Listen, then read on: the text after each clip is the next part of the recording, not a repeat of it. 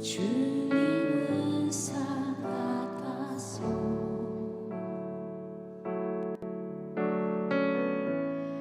여전히 그 자리에 계셔. 눈을 들며 보이리라 날 위한 그 사랑. 안개가 날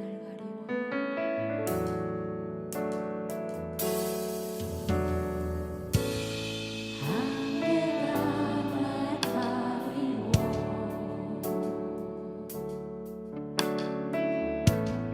내 믿음은 들리려 하네. 나 주님께 나아가네. 주님은 산 같아서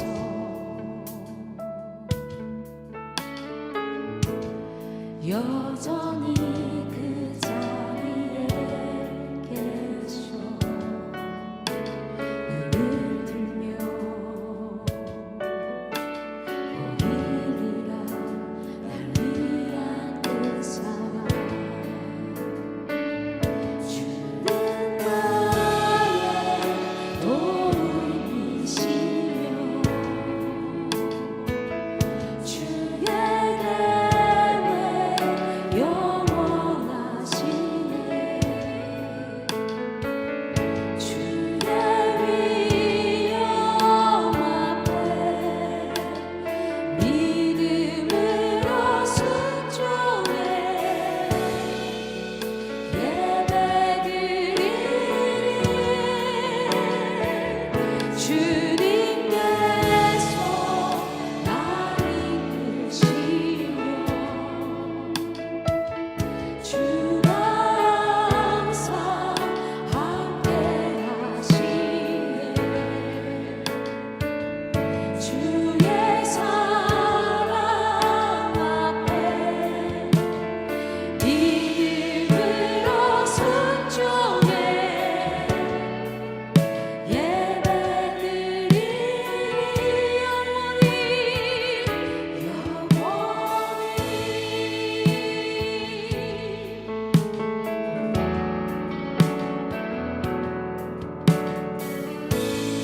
안개가 날 가리고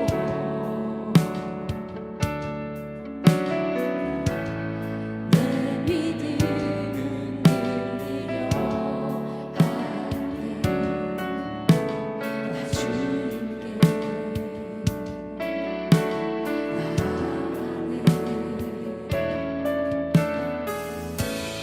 주님은 산 같아서 여전히 그 자리에 계셔. 눈을 들며 보이리라 날 위한 그 사랑. 주는 나의 도움이시며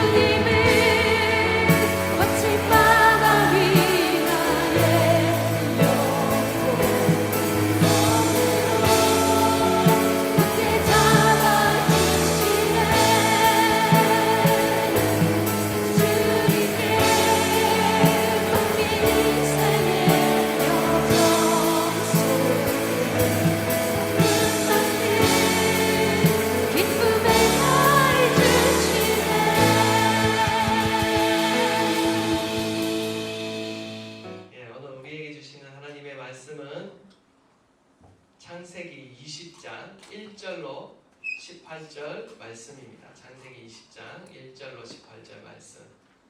우리 한 절씩 교독하도록 하겠습니다.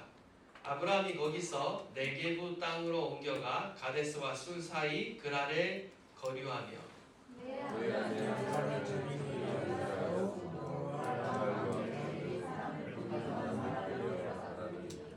그 밤에 하나님이 아비멜렉에 현몽하시고 그에게 이르시되 내가 데려간 이 여인으로 말미암아 내가 죽으리니 그는 남편이 있는 여자임이라. 아비멜렉이 여인을 가까이 하지 아니하였으므로 그가 주여께서 이로 음성으로 말하시나이다. 그가 나에게 이는 내 누이라고 하지 아니하였나이까. 그 여인도 그는 내 오라비라 하였사오니 나는 온전한 마음과 깨끗한 손으로 이렇게 하였나이다.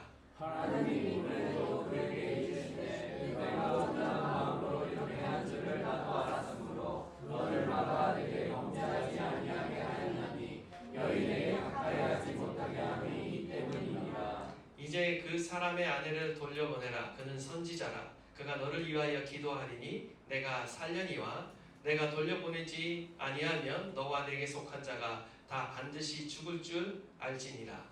아비멜렉이 그날 아침에 일찍 일어나 모든 조들을 불러 그 모든 일을 말하여 들려주니 그들이 심히 두려워하였더라. 아비멜렉이 아브라함을 불러서 그에게 이르되 내가 어찌하여 우리에게 이렇게 하느냐. 내가 무슨 죄를 내게 범하였기에 내가 나와 내 나라를 큰 죄에 빠질 뻔하게 하였느냐. 내가 합당하지 아니한 일을 내게 행하였도다 하고 아비멜렉이 또 아브라함에게 이르되 내가 무슨 뜻으로 이렇게 하였느냐. 아브라함이 이르되 이곳에서는 하나님을 두려워함이 없으니 내 아내로 말미암아 사람들이 나를 죽일까 생각하였으며 또 그는 정결한 나의 공의로서 내 아내가 되었음이니라. 하나님이 나를 내 아버지의 집을 떠나 두루 다니게 하실 때에 내가 아내에게 말하기를 이후로 우리의 가는 곳마다 그대는 나를 그대의 오라비라 하라. 이것이 그대가 내게 베풀 은혜라 하였었노라.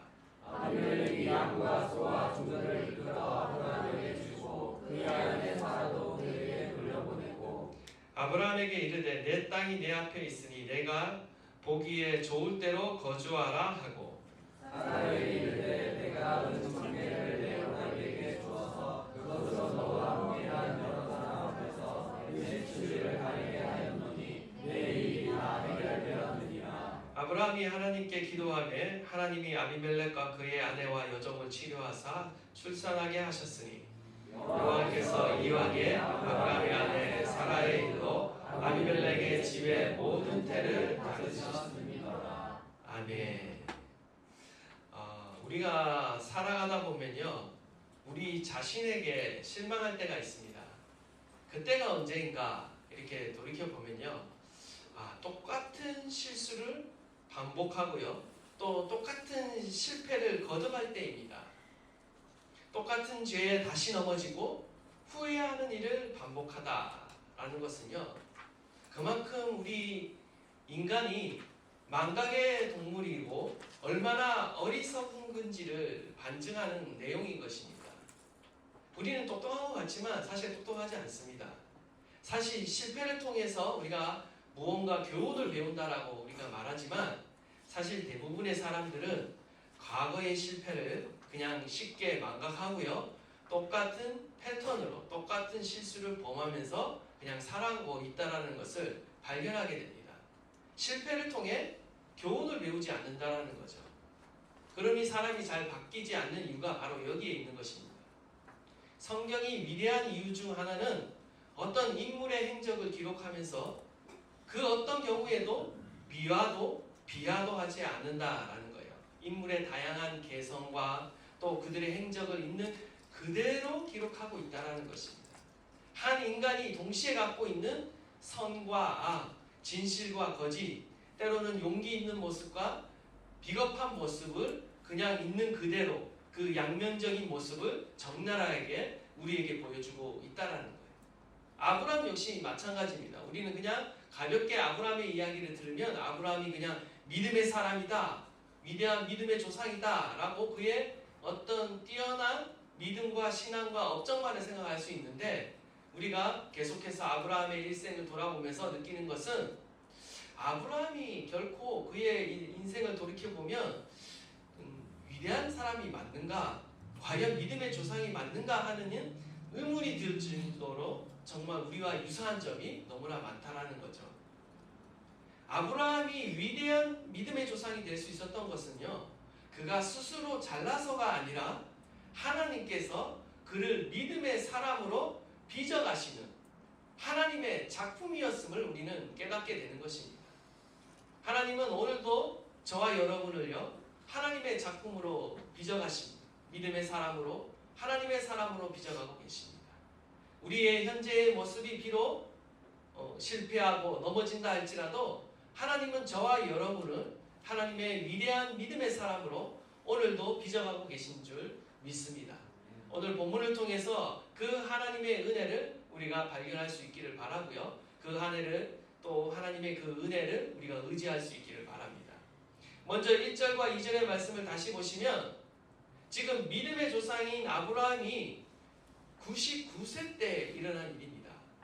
무슨 이유에서인지 블레셋 땅으로 지금 그랄로 이사를 합니다. 그리고 거기서 과거 24년 전에 애굽에서 범했던 실수를 또 한 번 반복하고 있다라는 거예요.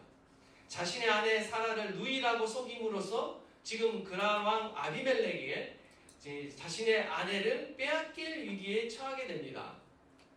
다행히 이번에도 하나님이 적극적으로 개입하셔서 다시 아내를 찾게 되는 것이죠. 더욱이 이 사건이 똑같은 사건임에도 불구하고 더 충격적인 이유는 무엇인가?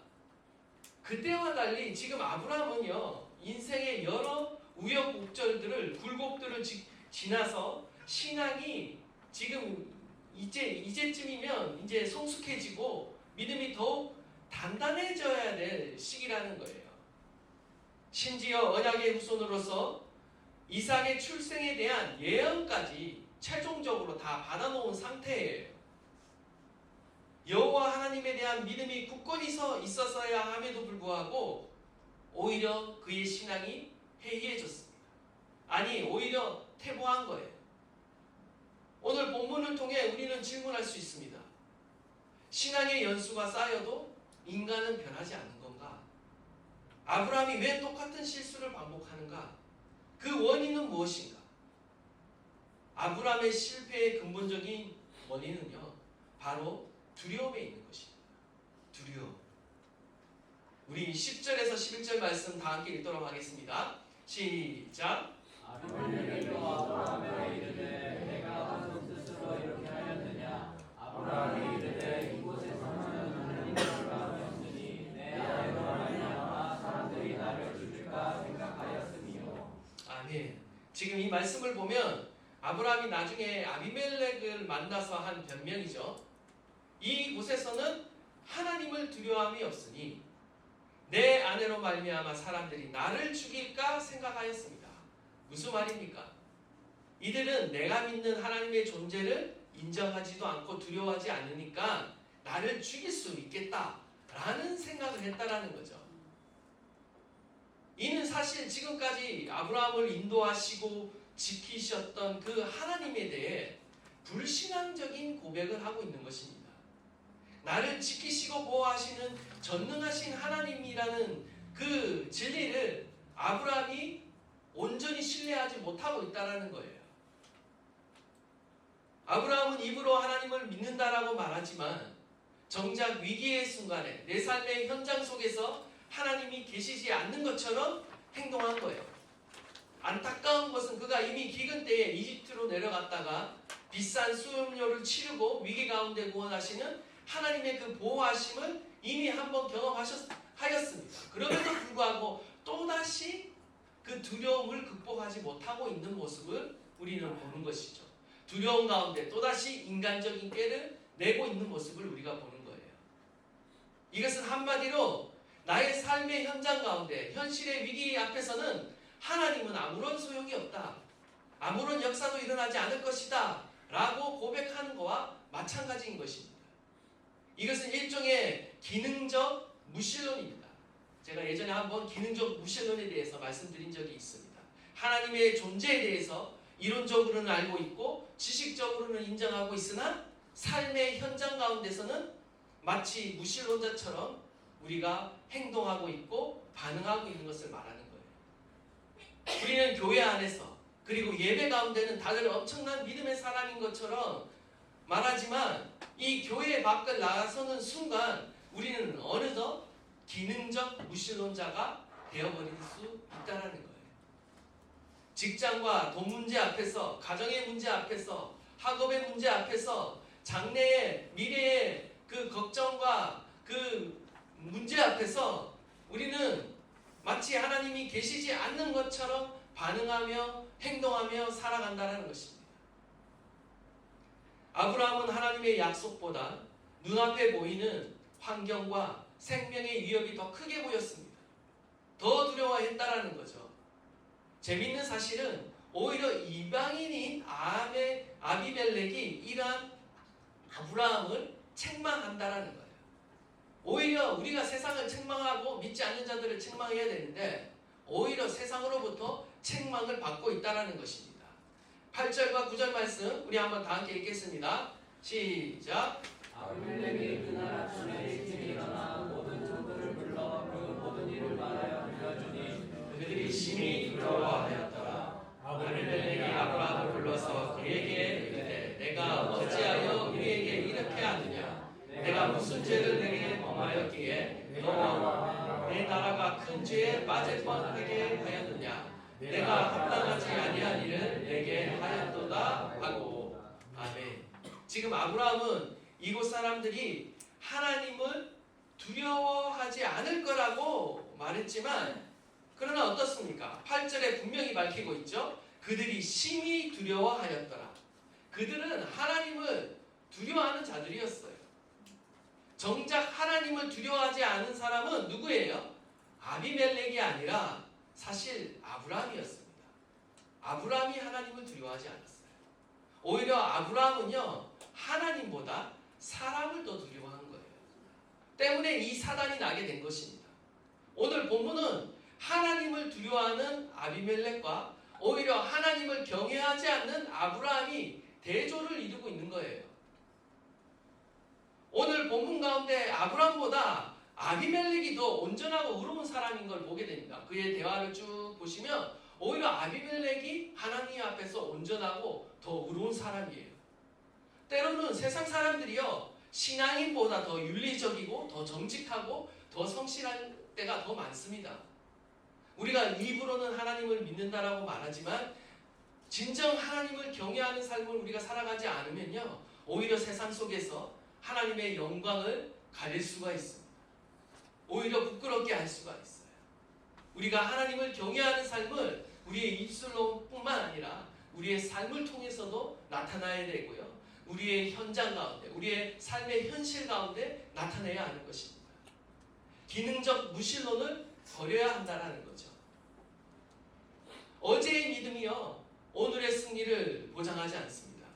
우리는 매 순간 깨어 있어야 하는 거예요. 우리의 믿음은 현재형이 되어야 하는 것입니다. 과거의 믿음으로 오늘을 살아갈 수 없어요. 과거의 은혜로 오늘을 살아갈 수 없어요. 우리는 날마다 주님과 함께 동행하는 법을 배워야 되고요. 우리는 믿음으로 살아가는 법을 배워야 하는 거예요. 우리는 매일매일 주님과 동행하는 것을 실천해야 하는 것입니다. 어제 한번 성공했다고 해서 오늘 내일도 성공하라는 법은 없어요. 우리는 늘 영적으로 깨어 주님과 동행해야 한다는 것입니다. 여러분이 가진 신앙의 연수, 제가 가진 신앙의 연수가 오늘의 믿음을 보장해 주지 못해요.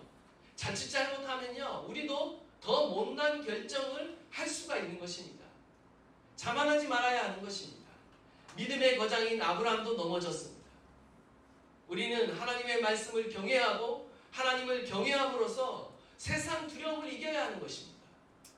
역설적이게도 하나님을 두려워하는 자는 세상을 두려워하지 않게 되어 있습니다. 우리는 하나님을 두려워하지 않기 때문에 우리는 반대로 세상을 두려워하는 것입니다. 이렇게 인간적인 이 인간의 고질적인 연약함과 반복되는 이 불신앙 앞에 하나님은 어떻게 반응하시는가? 오늘 본문은요, 하나님의 반응이 참으로 놀랐습니다. 누가 책망받아야 돼요? 아브라함이 책망받아야 돼요. 그런데 여기서 누구를 책망하느냐? 아비멜렉을 책망합니다. 이게 하나님의 놀라운 은혜예요. 우리 6절 말씀 다 함께 읽겠습니다. 시작. 하나님이 그대로 그에게 이르시되 내가 온전한 마음으로 이렇게 한 줄을 나도 알았으므로 너를 막아 내게 범죄하지 아니하게 하였나니 너희에게 가까이 하지 못하게 함이 이 때문이니라. 아멘. 하나님이 아비멜렉에게 꿈 가운데 나타나십니다. 내가 데려간 이 여인으로 말미암아 내가 죽으리라. 그는 남편이 있는 여자이니라 라고 말씀하심으로 하나님이 아비멜렉에게 경고를 주심으로 사라가 더럽혀지지 않도록 보호하셨던 거죠. 아브라함은 고질적인 연약함과 반복되는 불신앙으로 인해 하나님의 선한 계획을 망쳐놓을 뻔했습니다. 그리고 다른 사람마저도 큰 죄를 범하도록 만들 뻔했어요. 그런데 하나님이 중간에 개입하셔서 어떻게 하십니까? 이를 막으셨다라는 거예요. 오히려 아비멜렉을 책망하시고 두려움을 주시고 그 일을 저지르지 못하도록 막으셨다라는 거죠. 여러분, 막으시는 은혜가 있는 것입니다. 막으시는 은혜. 우리가 잘나서 여기까지 온 줄로 착각하지만 사실은 하나님께서 우리의 수많은 어리석은 선택들 가운데 막아주시는 은혜가 있었다라는 사실을 우리는 깨달아야 합니다. 그래서 오늘 우리가 이 자리에 있는 거예요. 존 파이버 목사님은 이를 가리켜 주권적 보존의 은혜다라고 말해요. 보존하시는 은혜가 있는 것입니다. 하나님께서는 당신의 자녀들을 악의 세력으로부터 지켜주시는 은혜, 막아주시는 은혜를 베푸시는 분이에요. 이 은혜가 없었다면 우리는 진작에 원수 마귀들의 시험에 넘어지고 완전히 자빠졌을 거예요. 그러나 하나님께서 이 막아주시는 은혜로 지금까지 하나님이 저와 여러분을 보호해 주셨다라는 것이죠. 하나님은 저와 여러분을요 모든 악으로부터 지키시는 하나님입니다. 우리는 이 하나님을 신뢰해야 하는 거예요. 시편 121편 5절 6절 말씀을 보시면 여호와는 너를 지키시는 이시라. 여호와께서 내 오른쪽에서 내 그늘이 되시나니 낮에 해가 너를 상하게 하지 아니하며 밤의 달도 너를 해치지 아니하리로다. 여러분 믿으십니까? 여러분의 삶에 하나님이 저와 여러분을 지키시는 하나님이시라는 것을 여러분 믿으십니까? 하나님은 모든 환난으로부터 우리의 영혼을 지키시며 우리로 하여금 시험에 들지 않도록 범죄하지 않도록 막으시는 은혜를 베푸시는 하나님이세요. 우리는 실패하나 하나님은 이 막으시는 은혜로 저와 여러분을 살리시고 보호하신다라는 거예요. 우리는 이 확신을 가져야 됩니다. 내가 어디를 가든지 하나님은 나를 지키신다. 이 확신이 없이는요 우리는 두려워하게 되어 있고요 또 실수하고 또 범죄하게 되어 있다는 것입니다. 아무리 믿음의 거인이라 할지라도 하나님이 붙들지 않고 보호하지 않으면 한순간에 넘어질 수 있다라는 것을 오늘 이 이야기는 우리 가운데 교훈하고 있는 것입니다. 여러분 중요한 것은 하나님의 이 막으시는 은혜의 범위가 저와 여러분이 생각하는 것보다 훨씬 더 크고 위대하다는 사실이에요. 훨씬 더 세심하게 우리의 삶에 역사하고 있다는 사실이에요. 아브라함은 블레셋 땅 그랄 지방으로 가자 하나님을 두려워하지 않는 사람들이 있는 이곳까지에는 하나님의 이 보호하시는 능력이 미치지 못할 거라고 생각했습니다. 그러나 하나님의 주권과 능력은요 안 미치는 곳이 없다라는 거죠.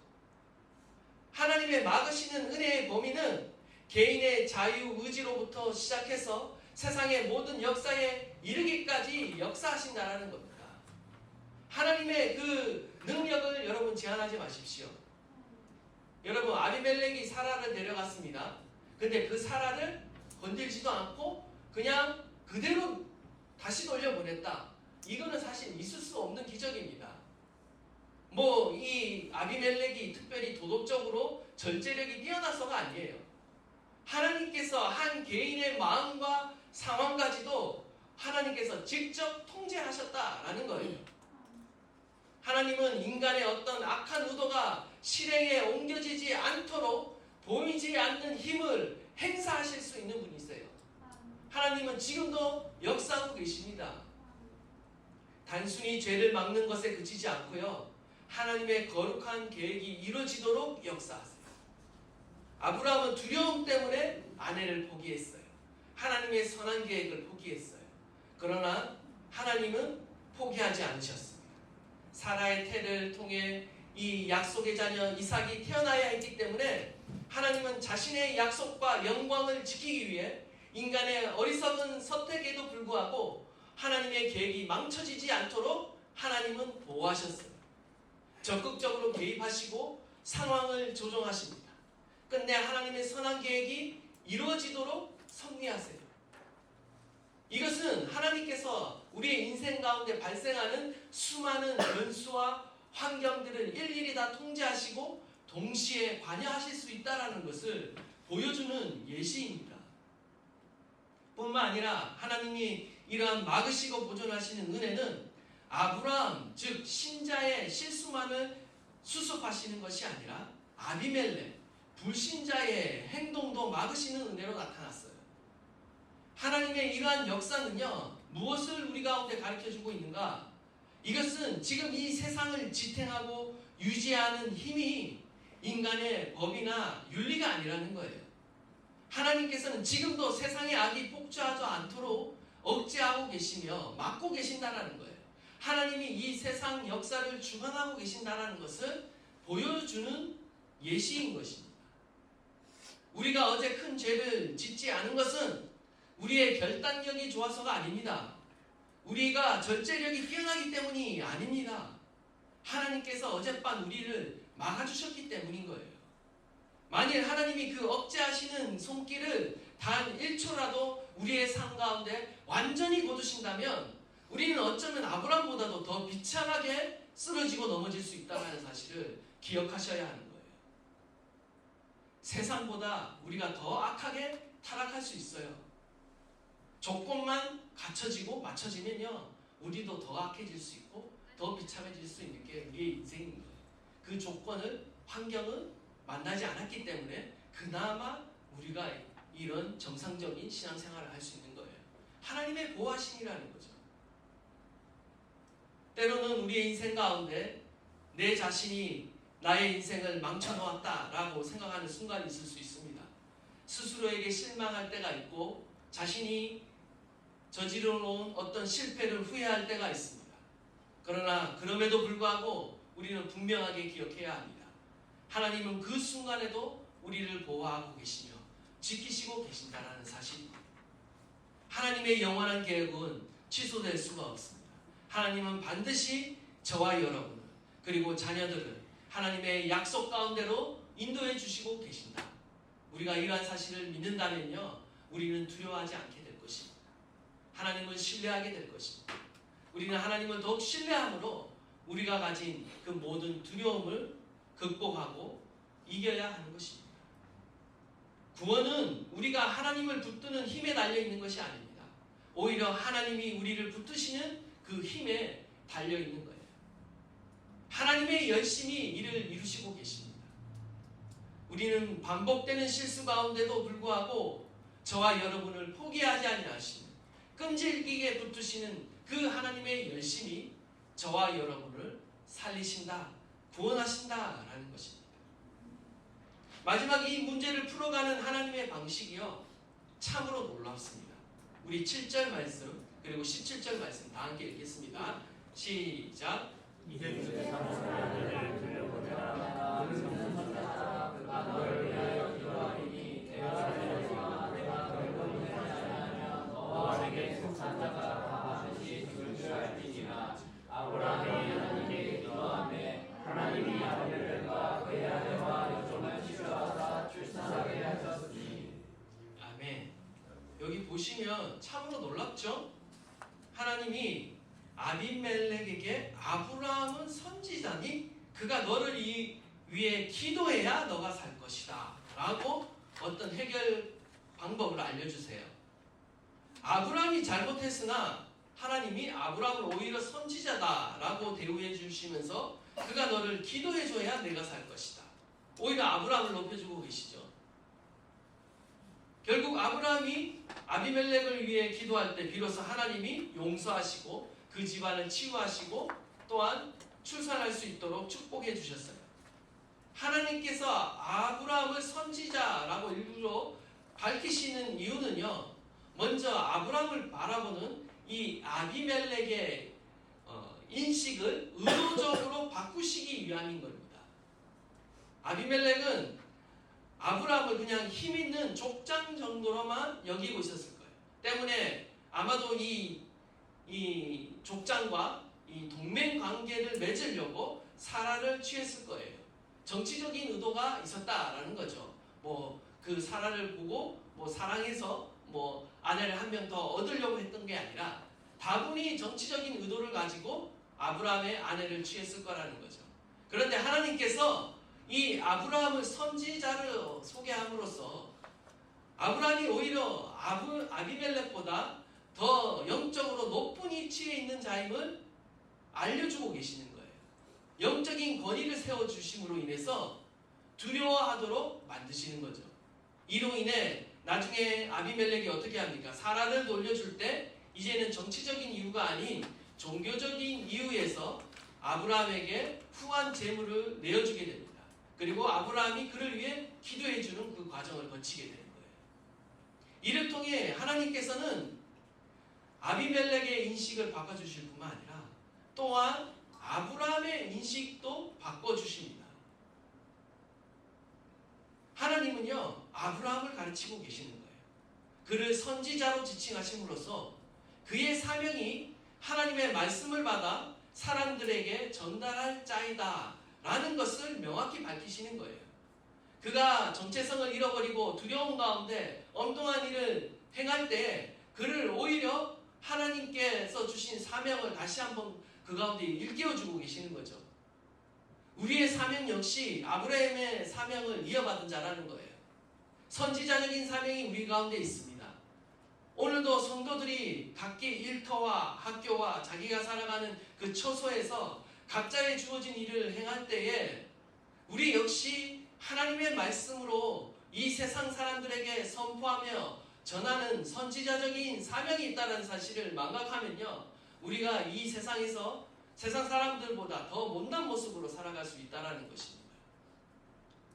하나님께서는 이 아브라함의 사명을 일깨우면서 지금 세상을 향한 중보자로서 복의 통로로서의 그 사명을 감당하게 하십니다. 그가 너를 위하여 기도하리니, 하나님과 아비멜렉 사이에 기도하라는 것이죠. 바로 중재의 역할을 감당하라고 주님께서 명령하시는 거예요. 하나님은 놀랍게도 우리가 이미 앞에서 살펴본 소돔과 고모라의 사건을 통해서 아브라함을 소돔을 향해 중보기도 하도록 한번 유도하셨죠. 유인하셨습니다. 그리고 현재도 아브라함이 아비멜렉과 그의 가족을 위해 중보기도 하도록 만드시고 있는 거예요. 하나님의 계획이 있는 거죠. 그것을 통해 아비멜렉 가정이 축복받도록 지금 복의 통로로 삼고 계시는 것을 보게 되는 거예요. 이것을 통해 아브라함이 이 땅을 어떻게 살아야 하는지를, 그의 사명을 깨닫게 되는 것입니다. 아비멜렉과 같은 이방 민족들을 두려움의 대상으로 여기지 말고 오히려 기도의 대상, 긍휼의 대상으로 여기라는 것입니다. 아브라함이 이 사건을 통해 분명히 깨닫게 되었을 것입니다. 내가 이 사람이 나를 두려워하고 하나님의 사람으로 두려워하고 내가 이 사람을 축복하니 하나님의 축복이 이 사람에게 전달되는구나. 나는 이 이방 나라 이 왕들을 두려워할 필요가 없구나. 오히려 나는 이 사람들을 축복하는 존재이구나. 자신의 영적인 정체성을 깨닫게 되는 것이죠. 이것이 아브라함이 훌륭해서가 아닙니다. 하나님의 열심히 이를 이루셨다라는 거죠. 저와 여러분은요, 이 세상 가운데 두려워하며 살아가는 존재가 아닙니다. 오히려 세상이 저와 여러분을 두려워하도록 하나님이 저와 여러분을 부르셨어요.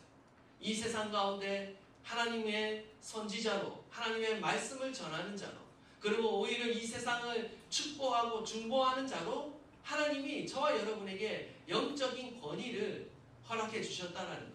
이 놀라운 특권을 가지고 우리는 이 세상을 살아가는 것입니다. 오늘 말씀은 분명하게 우리에게 교훈하고 있습니다. 인간은 결코 스스로를 구원할 수 없다. 그리고 스스로를 구원할 수 있을 만큼 의롭지도 않다. 오직 하나님의 은혜로 우리는 구원을 받았다. 더불어 우리가 연약해서 넘어질 수밖에 없는 존재임에도 불구하고 하나님은 모든 악으로부터 우리를 보호하고 계시며 막으시며 우리를 지키시고 계신다. 나아가 우리에게 하나님의 그 신실하신 사랑으로 우리 가운데 사명을 맡겨주시고 그 사명을 감당하게 하신다라는 사실을 깨닫게 하시는 것입니다. 나는 비록 실패하나 하나님은 저와 여러분을 지키시고 우리의 다음 세대를 보존하시는 줄 믿습니다. 이러한 하나님의 열심으로 저와 여러분을 구원하실 뿐만 아니라 또한 예수 그리스도를 닮은 중보자로서 이 세상을 살아가도록 만드십니다. 이 은혜 앞에 저와 여러분이 신실하게 하나님께 반응하시고 믿음으로 나아가는 저와 여러분 되시기를 간절히 축원합니다. 아멘.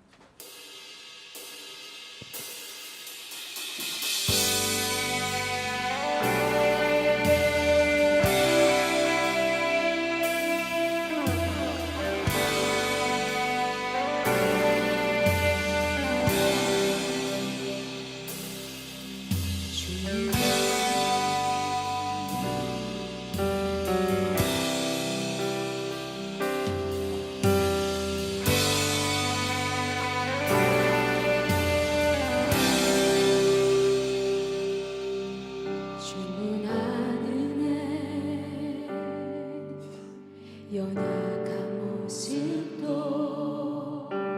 자랑이 되게 하시는 그리스도의 능력 놀라운 은혜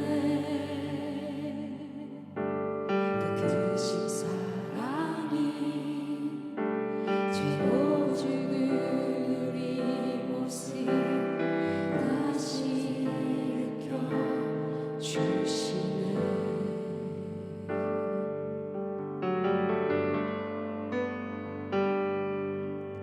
충분한 은혜 연약한 모습도 자랑이 되게 하시는 그리스도의 능력 놀라운 은혜 그 크신 사랑이 죄로 죽은 우리 모습 다시 일으켜 주시네.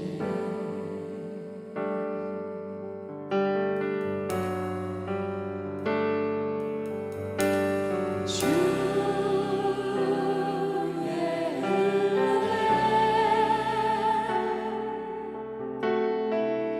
말로가 담을 수 없는 우리를 향한 아버지의 사랑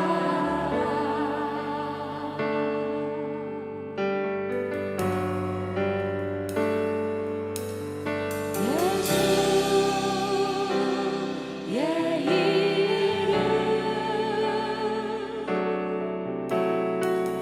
그 이름 찬양해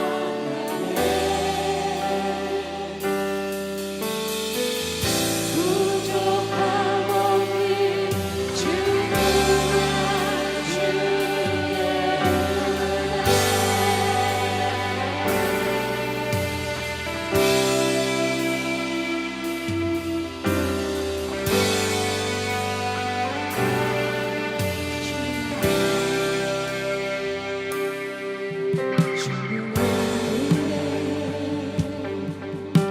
연약한 모습도 자랑하게 하시는 그리스도의 능력 놀라운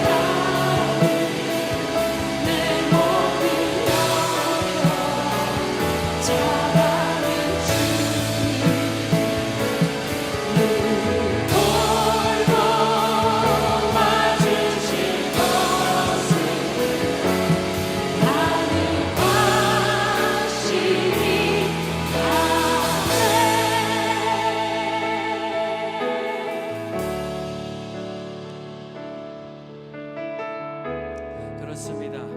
하나님의 그 놀라우신 은혜, 그 충분한 은혜가 저와 여러분과 함께하고 있다는 사실을 믿으시기를 바랍니다.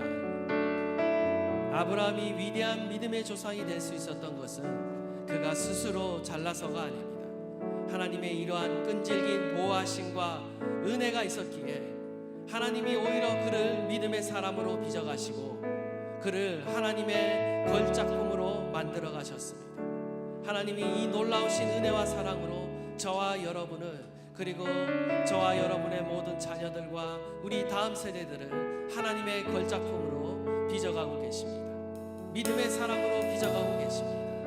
이 은혜를 저와 여러분이 신뢰하시고요, 우리를 지키시고 보호하시는 이 은혜를 우리가 믿고 의지함으로 이 세상을 두려움 없이 살아갈 수 있기를 간절히 바랍니다. 하나님, 이 은혜를 허락하여 주소서. 우리 가운데 더욱 믿음을 허락하여 주십시오.